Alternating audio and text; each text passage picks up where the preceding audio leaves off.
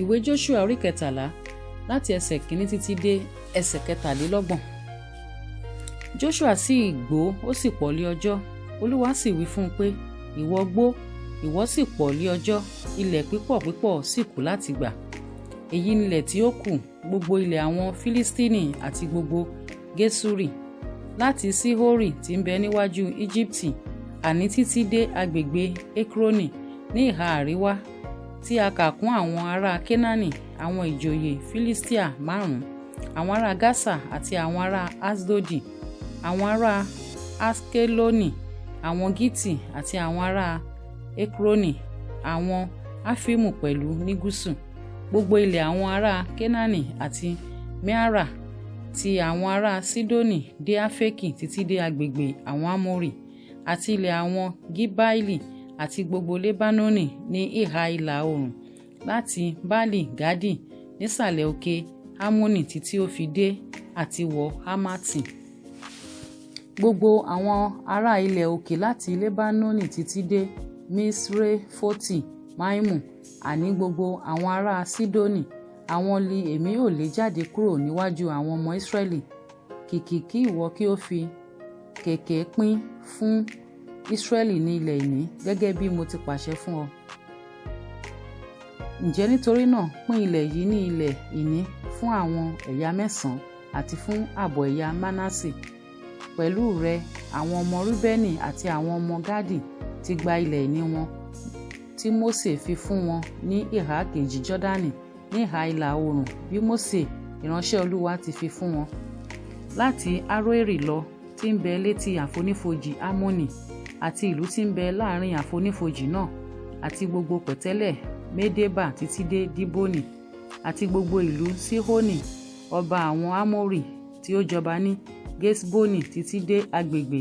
àwọn ọmọ Amoni,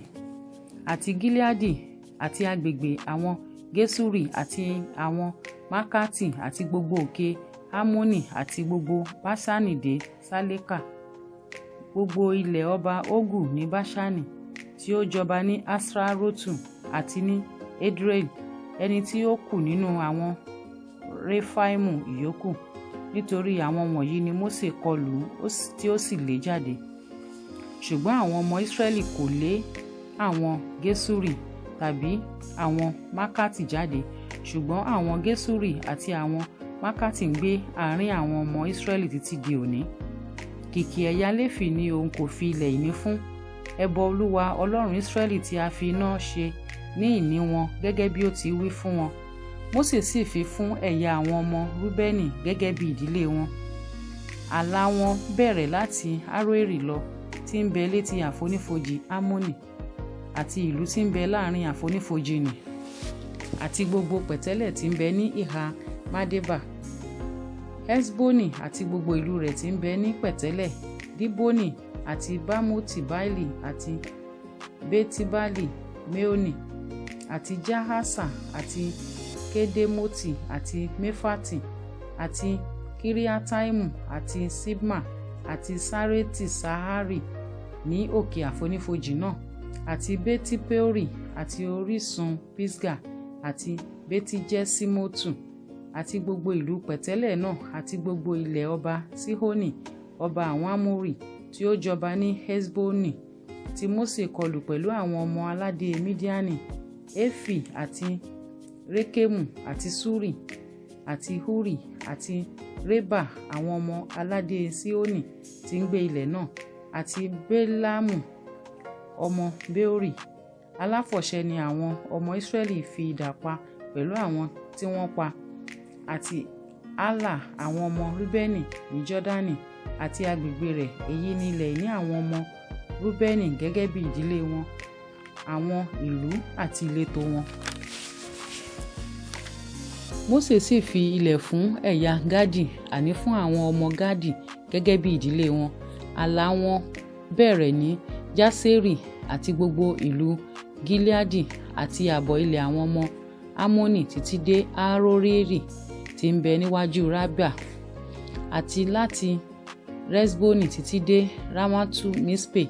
àti Betunimu, àti láti Mahanaimu títí dé agbègbè Debiri, àti ní àfonífojì Beti-Haramu àti Beti-Nimra àti Sukotu àti Safoni ìyókù ilẹ̀ ọba Sihoni ọba Hesboni, Jọ́dánì àti agbègbè rẹ̀ títí dé ìhà òpin òkun Kinereti ní ìhà kejì Jọ́dánì ní ìhà ìlà oòrùn. Èyí ni ilẹ̀ ìní àwọn ọmọ Gádì gẹ́gẹ́ bí ìdílé wọn, ìlú wọn àti ìletò wọn. Mósè sì fi ilẹ̀ ìní fún ààbọ̀ ẹ̀yà Mánásè, ó sì jẹ́ ti